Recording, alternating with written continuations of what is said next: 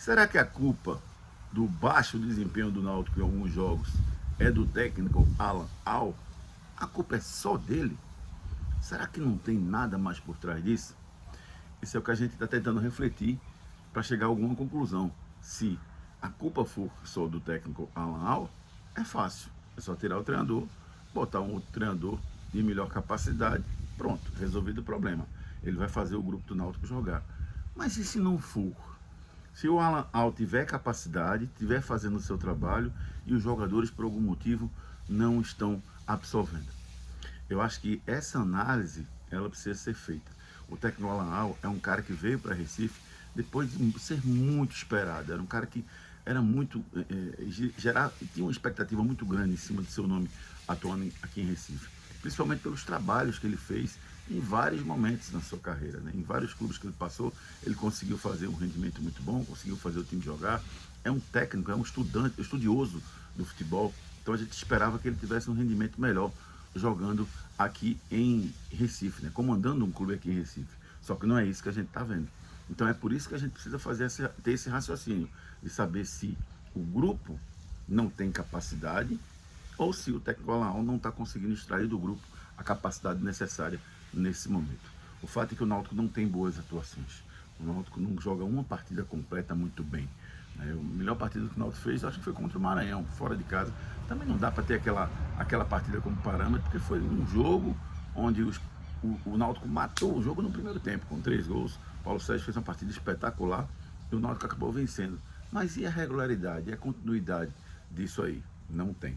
Informações que eu tenho é que o técnico Alan Al está desgastado com alguns jogadores, por conta das cobranças, por conta de algumas escalações, por conta do trabalho que ele fez. Isso é um problema. Isso é um problema.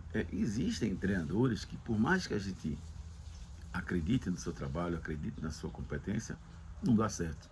Foi o caso, por exemplo, do Anderson Moreira, o ano passado, atuando no esporte. Um cara que tem uma história incrível, já subiu 3 vezes, já foi campeão da Série B. De repente, no esporte, ele se perdeu. O tempo, ele é muito sábio em relação ao comando de um grupo. Não é fácil você comandar um grupo por 5, 6, 7, 8 meses. Tem gente com problema no meio, gente insatisfeita, gente que se separa, tem um monte de problema que a gente pensa como torcedor que aquilo ali que está acontecendo ali, não. O jogador é um robô, né? Um cara fora de série, ele não tem problema não. Ele não tem problema na conta, ele não tem problema com mulher, ele não tem problema com filho, ninguém adoece na família dele, ele não fica triste. Tem, tudo isso acontece normalmente na vida de um jogador. Então, o comandante é o cara que controla tudo isso e que faz com que os comandados sigam num caminho. Eu, sinceramente, acho que não me sinto competente para analisar os detalhes dessa situação. Normalmente eu dou opinião dizendo se o cara deve continuar ou não. Nesse caso, eu vou passar a responsabilidade para quem convive com o Alan no dia a dia. Porque quem convive com ele sabe. E outra coisa, a diretoria do Náutico precisa, não é cobrar, é conversar com ele para entender o que está acontecendo. Porque o fato é que o time do Náutico não rende. Quando rende, não tem continuidade. Rende em alguns momentos da partida. De quem é a culpa? É do Alan? Isso aí é que a diretoria do Náutico precisa conversar com ele para tentar entender. E não ter medo, gente. Você precisa tomar decisão. Quando tem que demitir mesmo. Às vezes você demite e você cresce. Vê o ano passado, o Ceará foi campeão do Nordeste com o Mauro Barroca com 2 jogos. Não, um jogo. O Mauro Barroca foi demitido na semana do jogo, se eu não me engano, não lembro se foi 1 ou 2 jogos, mas ele fez 2 jogos no máximo e acabou sendo campeão do Nordeste, está lá no currículo. Depois já saiu do Ceará, já seguiu sua vida, mas isso é uma coisa importantíssima que a gente precisa entender. A queda de um treinador não é o fracasso do time. A queda do treinador é o momento de trocar o treinador, acabou. E pode melhorar. A maior campanha da história do esporte foi quando o esporte demitiu, acho que era o Eduardo Batista, se eu não me engano, na reta final do Brasileirão, 2016, 2015, enfim, não me recordo exatamente qual foi o dia, qual foi o ano, e o Sport acabou em 6º lugar, porque o Falcão, que estava sem trabalhar há muito tempo, assumiu e botou o time lá. Então, troca de treinador não quer dizer que seja coisa ruim ou coisa boa. É o momento de trocar, às vezes melhora quando você troca. Às vezes você bota um treinador que é até pior do que o treinador que estava lá, mas é um cara que tem mais diálogo, tem mais conversa. Existe grupo que precisa de carinho, existe grupo que precisa de porrada. Depende do grupo que você tem. E quem é que pode analisar isso? O presidente do clube ou os diretores do clube. No caso do Náutico, o Bruno Becker, ele adota uma postura de ficar um pouco isolado, assim, de cuidar mais da gestão do clube do que entrar diretamente no futebol. Então ele tem que botar diretores que conheçam de futebol. E esse papel é do diretor. O diretor, então, é o cara que vai chegar agora e vai tomar essa decisão, se deve continuar ou não.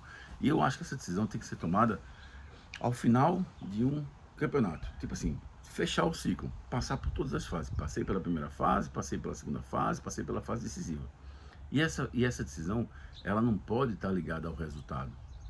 Por exemplo, tudo que foi feito desde janeiro até agora, o Náutico está brigando por vaga na Copa do Nordeste, o Náutico está na final do Campeonato Pernambucano.